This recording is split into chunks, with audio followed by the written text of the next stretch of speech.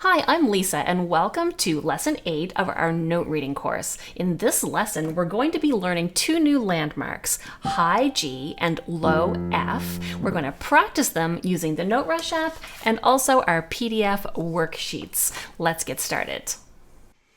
All right, so in our first lessons, we learned many landmarks. In the very first lesson, we learned landmark, middle C, treble G, and bass F. And then in lesson 5, we expanded that to include bass C and treble C, as well as low C and high C. But you'll notice that in the section between the C's here, there's a very large section without any landmark notes. And we've been reading all of the other notes as either a neighbor or a skip away from those landmarks. So we need to now fill in the gaps so that we can learn the last two notes in the bass staff and the last two notes in the treble staff. So you know that the bass clef is also called the F clef. And so we've been thinking about F that lives on this F line in the bass staff. So we have this F line right here that helps us find that note F. So we also know that notes move from line to space to line when they move an octave. So when we have F on a line here, the next F is going to be a space note. And look at that, this F is very close to the bottom of the bass staff. In fact, it's touching the bottom of the bass staff. So that is going to be the landmark note that we use to fill in the distance between these C's. So we're going to be learning this space F, which is the low F on the piano, and it's going to allow us to add that one additional note right here. So these two notes now are going to be the last two that we need to learn to locate. So we know that notes move by bass to line to space. So here's this new F, one neighbor above, that's our G. So here we've learned F and G. We know F is on a line here when it's in bass F, and then low F will be in a space. So comparing that to this note, we're moving up one. Now the same thing can happen in the treble staff. We know that the G, when we first met it, was on a line. This is your treble G. Now we're going to go up an octave to high G. And this high G is again touching the staff just outside. So these two Gs are related to each other. They're an octave apart. And this is your new landmark, high G. So you can see it here on our workbook.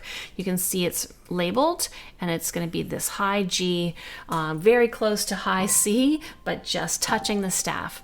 So all of our landmarks in the treble clef now are C's and G's. We have C and C and C. We learned all of those up to lesson 5.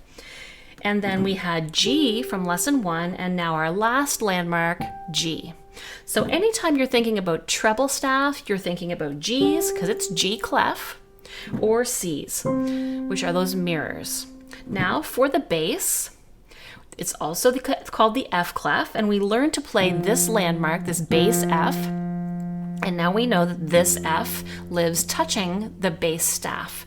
So all of our landmarks in the bass are Fs. We have these two Fs, then we have middle C, bass C, and low C.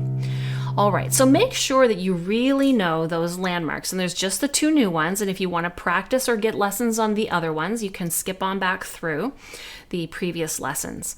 So here in the workbook, you can see all of the landmarks are written out. And I'll go ahead and play them all now, starting at the bottom. Low C, low F, bass C, bass F, middle C, treble G, treble C, high G, high C. So it's important that you know all of these landmark notes. So make a real effort to learn these two new landmarks that are touching the staff and just outside. We have high G and low F. Treble, G clef, high G. Bass, F clef, low F.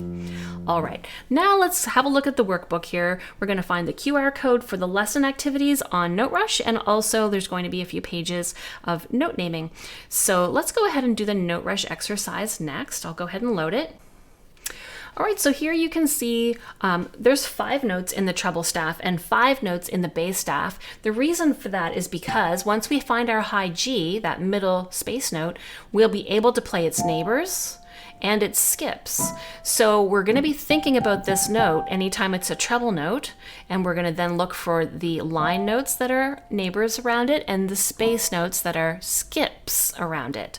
Same thing with this bass clef. We're looking about this low F, and we're going to be thinking about the neighbors that are lines around it and the skipaways that are spaces around it. So we're only really learning 2 new notes, but we're learning to compare the other notes to these landmarks. So that gives us a total of 10 notes in this exercise. So go ahead and tap the yellow circle here. You can load this using the QR code, and you can find that at pianovideolessons.com/noterush, where you can also get the workbook. And so once you've loaded it using the custom levels menu, there's a little camera there where you can scan QR codes. We'll start the exercise by tapping on that play button, and then we'll choose from the themes we want to use. I'm just going to use standard notes, and then we'll go ahead and tap on this yellow play button. All right, so here we go. Now we're going to play this note to activate the app. And now, thinking about high G, we see this note is a skip below it. And now thinking about low F, we see this note as a neighbor. This is our low F. This is a skip above low F. This note is a skip above high G, so that's B. This is a neighbor above high G. This is a neighbor below high G. This note is a skip below, neighbor below low F. It's listening to me talk. It thought I played a note. This is our high G landmark. This is a skip below low F. And there we go. I did them all. It took 46 seconds, but I did a lot of talking. So let's go through it again, and I won't talk this time. We'll see how we can go.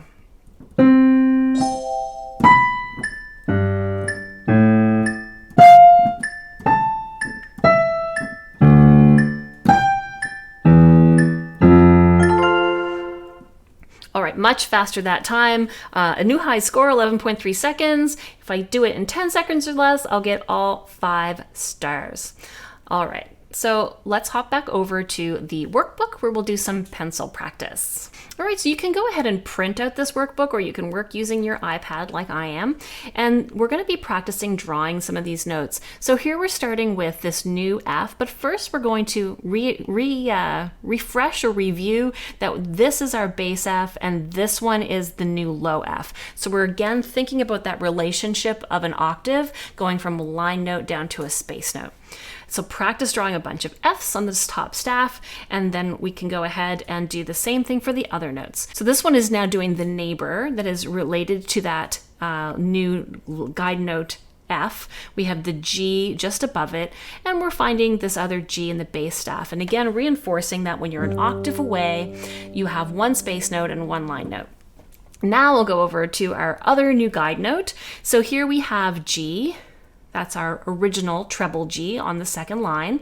And now our new guide note, which is this high G. Again, one is a line, the other is a space. And we can label those, play them on the piano, and start to really get to know those notes. And then we have some neighbors from those new guide notes, or that new guide note G. So if we're thinking about the G, we can see that this note here is just one neighbor down, and we can draw the other F that we know here in the treble clef as well. So you can go ahead and complete that page, and then on the next page we have a whole bunch of notes to name. So it's going to include the new notes that we just learned. So here's our low F and the neighbors. So here is the neighbor above this F, and then we have our regular bass F, and then we have a G, that's the neighbor from that one. Going on to the next line, we've got our treble G and our high G, and then this one is a neighbor below. So the answers to this workbook are all found at the back of the workbook. So if you have that in your hand, you can check it out. And then we have another page of notes to name, and this includes a review of all of the notes that we've been working on up until this point. So it's a lot more than just neighbors and skips around this F and this G.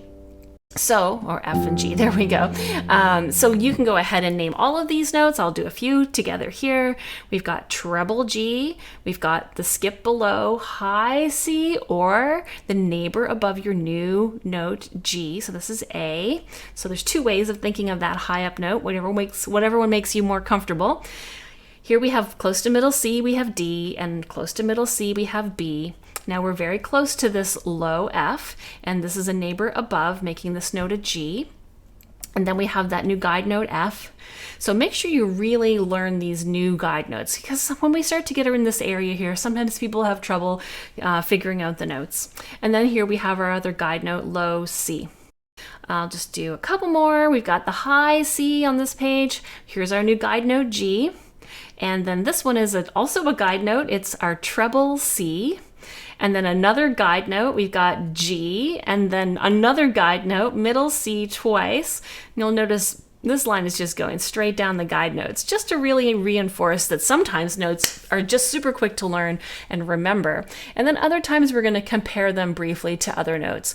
You'll find over time you'll do less and less comparing to other notes. You'll just start to know how to play all of these notes really just at sight. All right, so go ahead and practice your notes using the workbook. You can find it at pianovideolessons.com/noterush, or get the NoteRush app and practice it on your instrument. And then come on back for lesson 9, where we're just going to review everything that we've learned in this course so far.